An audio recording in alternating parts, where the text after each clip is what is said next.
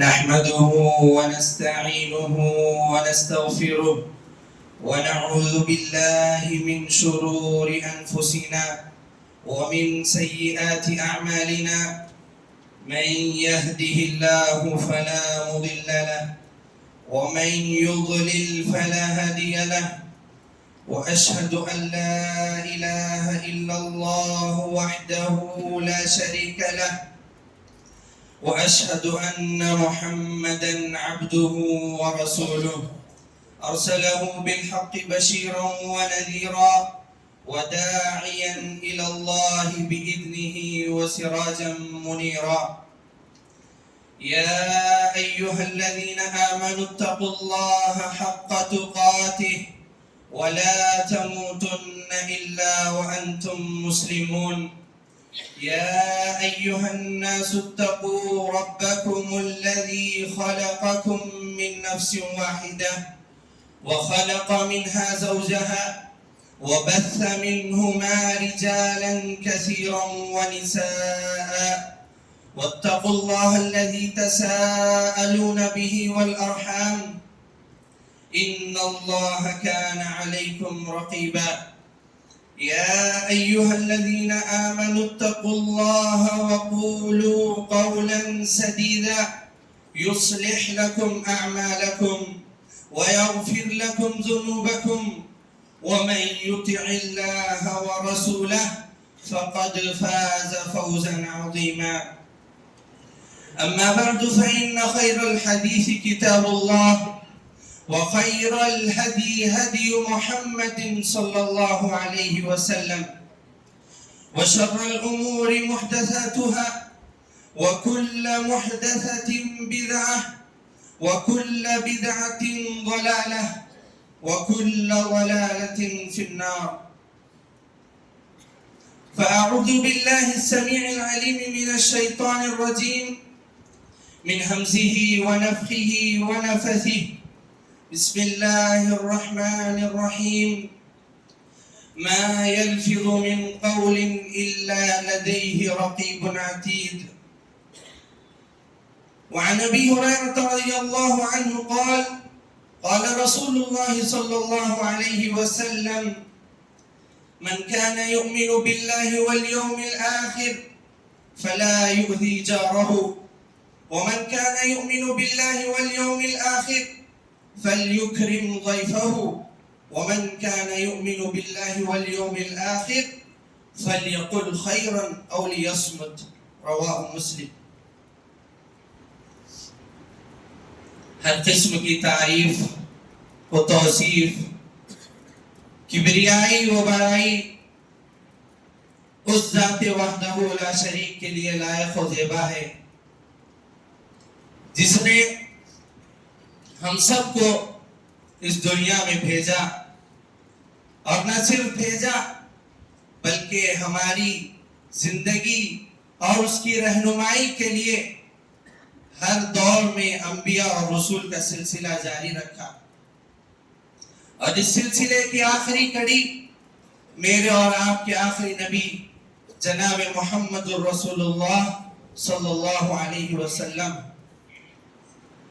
اللہ کے لاکھوں کروڑوں درود و سلام ہو تمام نبیوں اور رسولوں پر، خصوصیت کے ساتھ میرے اور آپ کے نبی جناب محمد رسول اللہ صلی اللہ علیہ وسلم پر، جنہوں نے انسان کو زندگی گزارنے کا طریقہ سکھایا، بلکہ اس دنیا میں اور اس آخرت میں کس طرح کامیاب ہونا ہے پیارے نبی صلی اللہ علیہ وسلم نے ہر چیز ہمیں بتلا دی.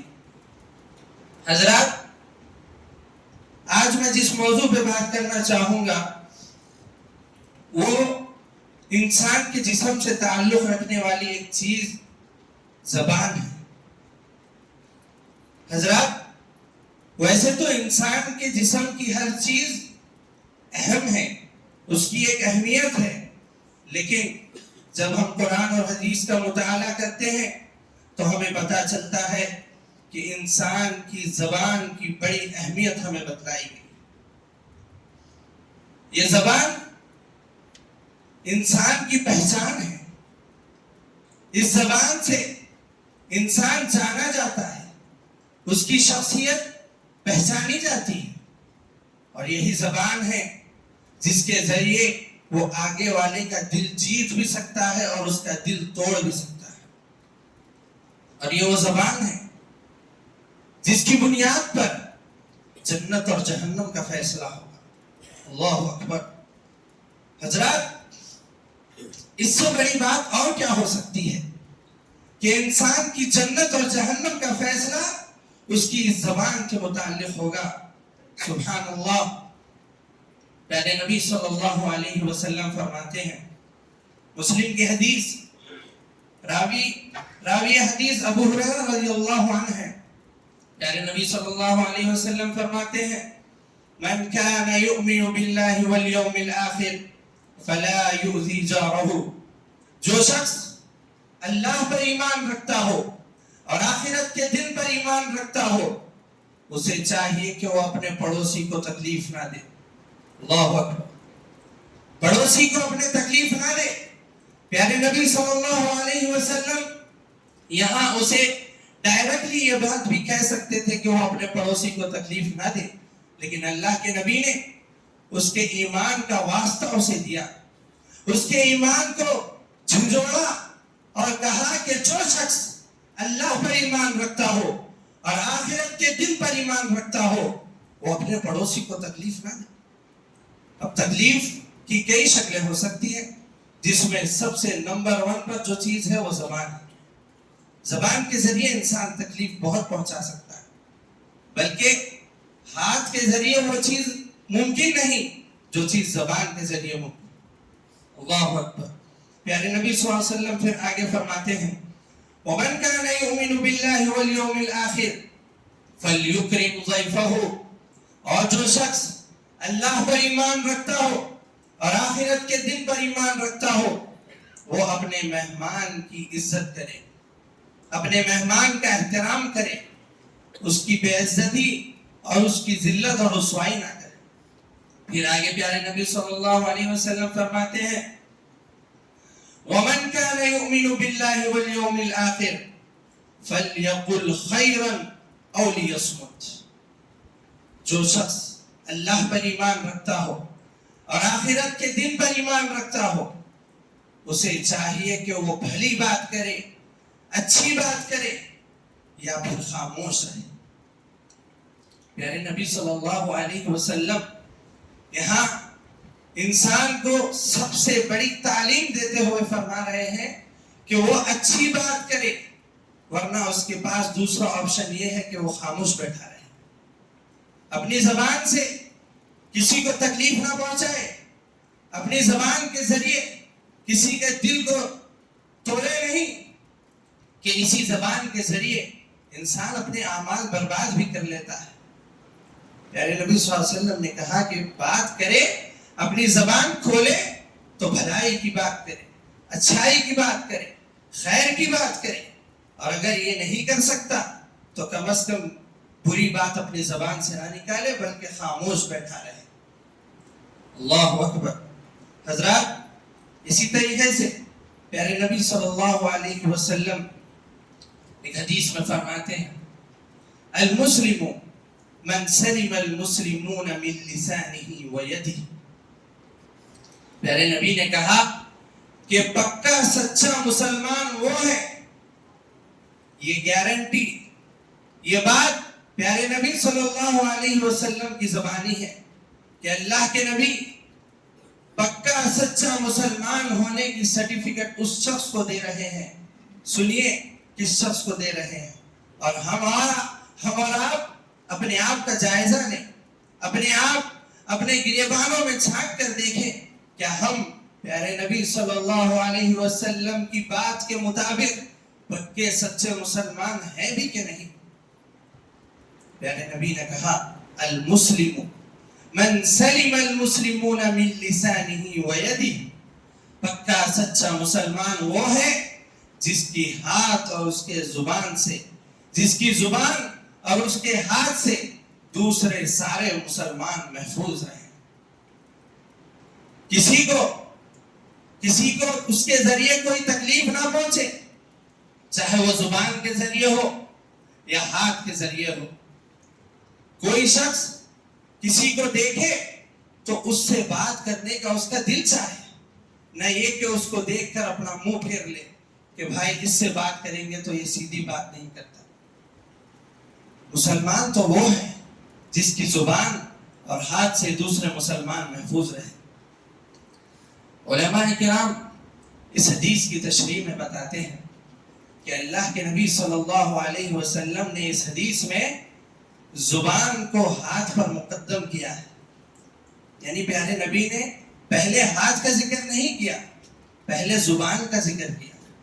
کہا المسلم من سلم المسلمون من لسانه ويده، یعنی زبان کو اللہ کے نبی نے پہلے رکھا، دوسرے نمبر پر ہاتھ کو رکھا، جبکہ ہاتھ سے بہت زیادہ تکلیف انسان پہنچا سکتا ہے.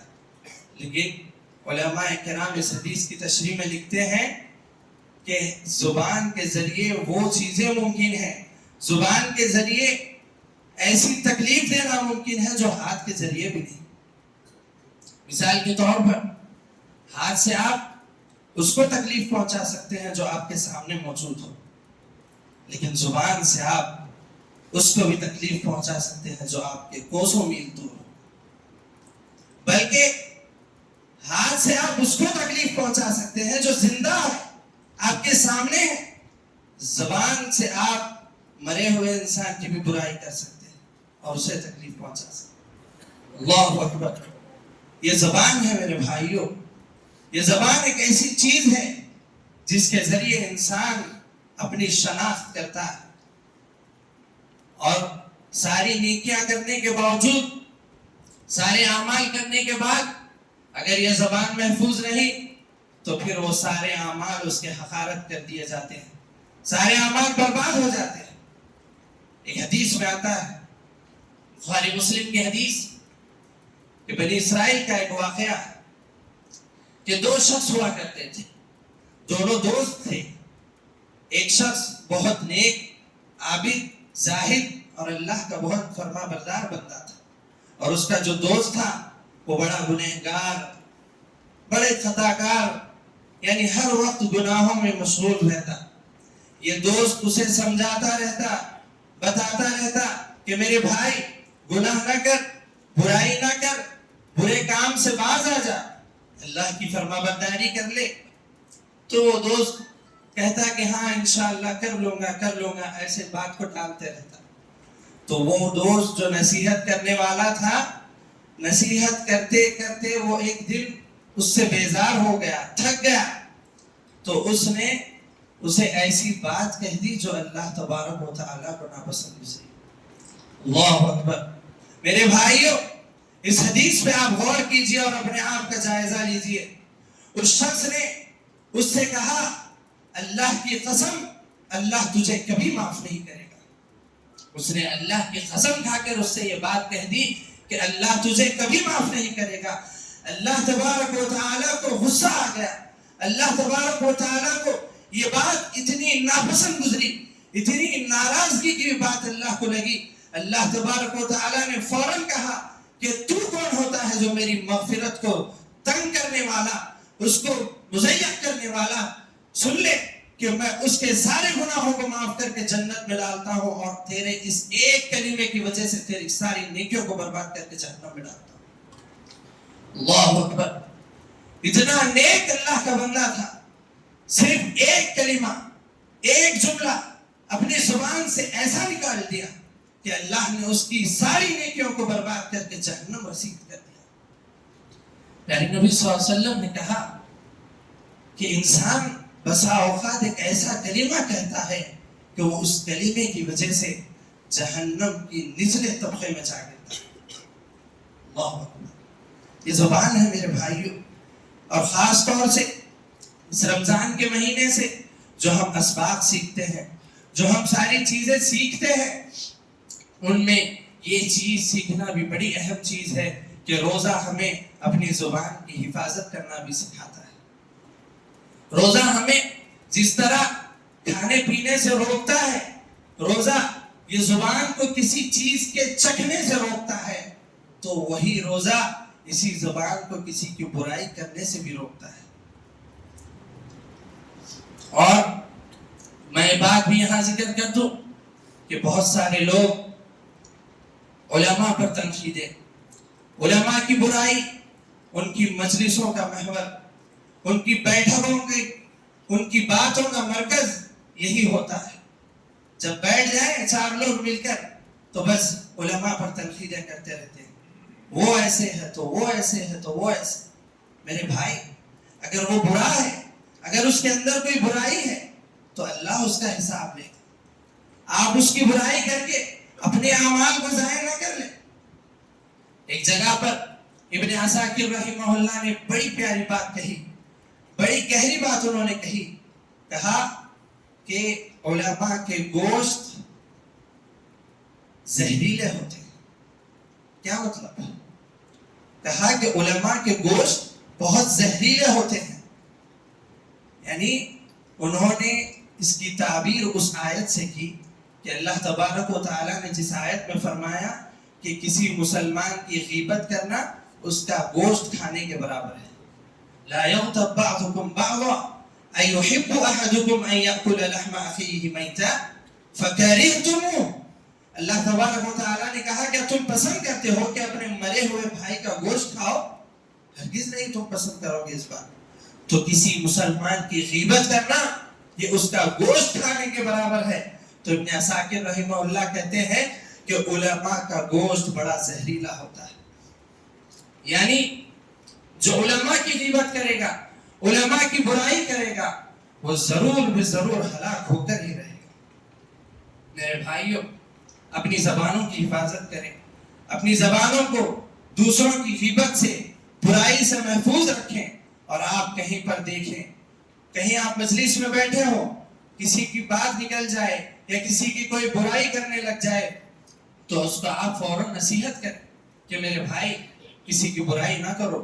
ٹھیک ہے اس کے اندر وہ برائی ہے. بعض لوگ یہی کہتے ہیں، جب ان سے کہا جائے کہ کسی کی برائی نہ کرو تو فوراً کہتے ہیں کہ میں تو اس کے منہ پہ بولنے کے لیے تیار ہوں، میں تو اس کے سامنے یہ بات کہہ سکتا ہوں، میں ڈرتا نہیں ہوں. ارے میرے بھائی، یہ بات کوئی ہمت والی اور طاقت والی نہیں کہ تم کسی کے سامنے اس کی برائی کر سکو اور وہ برائی اس کے اندر موجود ہو تو تمہیں یہ بولنے میں فخر آتا ہے کہ اس کے اندر تو یہ چیز موجود ہے. ایسا نہیں کہ پیارے نبی صلی اللہ علیہ وسلم نے یہی بات تو بتلائی کہ اگر اس کے اندر وہ برائی موجود ہے، اس کے باوجود آپ وہ برائی کر رہے ہیں تب بھی وہ غیبت ہے. اور اگر اس کے اندر وہ برائی موجود نہ ہو پھر آپ وہ بات کریں تو یہ تو بہتان ہے، یہ تو بہتان تراشی ہے، اس کا تو بڑا گناہ ہے. اس کے اندر وہ برائی موجود ہے، اس کے باوجود آپ اس پر وہ گفتگو نہ کریں. اگر آپ اس کے حقیقی خیر خواہ ہیں، اگر آپ اس کی بھلائی چاہتے ہیں تو آپ اس کو تنہائی میں لے جائیں اور پیار سے سمجھائیں کہ میرے بھائی آپ کے اندر یہ برائی ہے، اس کو بدل لو. چار لوگوں میں بیٹھ کر اس کی برائی کرنا یہ بہت بری صفت ہے. اور پیارے نبی صلی اللہ علیہ وسلم نے کہا جو شخص کسی مسلمان بھائی کی اس کی پیٹھ پیچھے اس کا دفاع کرے، اس کا بچاؤ کرے تو اللہ تبارک و تعالیٰ بھی قیامت کے دن اس کا ایسے ہی دفاع کرے گا اور اس کی برائیوں کو چھپا کر رکھے گا. تو میرے بھائیوں، یہ ہم سب کو اس رمضان سے ایک چیز سیکھنے کی ضرورت ہے کہ اپنی زبانوں کی ہم حفاظت کریں. پیارے نبی صلی اللہ علیہ وسلم کا فرمان وہ ہمیشہ یاد رکھیں کہ پیارے نبی نے کہا کہ کرو تو اچھی بات کرو ورنہ خاموش رہو.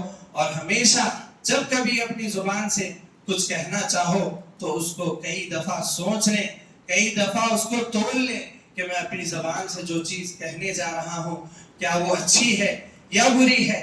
اور ایک مرتبہ زبان سے کوئی چیز نکل جائے تو پھر وہ واپس نہیں لی جا سکتی. ہاتھ سے دیا زخم وہ اس کا مرہم ہو سکتا ہے، اس کی دوا ہو سکتی ہے، لیکن زبان سے دی گئی تکلیف اس کا کبھی مداوا نہیں ہوتا. اور جس انسان کو وہ تکلیف دی جائے وہ ہمیشہ اس کو اپنے دل میں رکھتا ہے، اور جب کبھی آپ کا اور اس کا سامنا ہوگا تو اس کے ذہن اور دل میں وہ بات فوراً یاد آتی ہے کہ اس نے فلاں فلاں بات میرے حق میں کہی تھی. ہمیشہ پیارے نبی صلی اللہ علیہ وسلم کا وہ فرمان یاد رکھیں کہ پیارے نبی صلی اللہ علیہ وسلم نے کہا من صمت نجا. کتنی گہری بات آپ صلی اللہ علیہ وسلم نے کہی.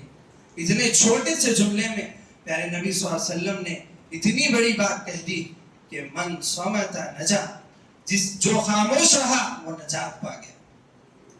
نجات یافتہ ہونا ہے، اپنے آپ کو کامیاب کرنا ہے تو پیارے نبی صلی اللہ علیہ وسلم کی اس بات کو ہمیشہ ذہن نشین رکھیں۔ کامیاب ہونا ہے تو اس کا ایک ہی راستہ ہے کہ خاموش رہیں، کرے تو اچھی بات ورنہ خاموش رہیں۔ ہم اللہ تبارک و تعالیٰ سے دعا کرتے ہیں، اے اللہ تو ہمیں اپنی زبانوں کی حفاظت کرنے کی توفیق عطا فرما، اے اللہ تو ہمیں اپنے کانوں کی حفاظت کرنے کی توفیق عطا فرما، اے اللہ اس فطروں کے دور میں تو ہمیں اپنی آنکھوں کی حفاظت کرنے کی توفیق عطا فرما۔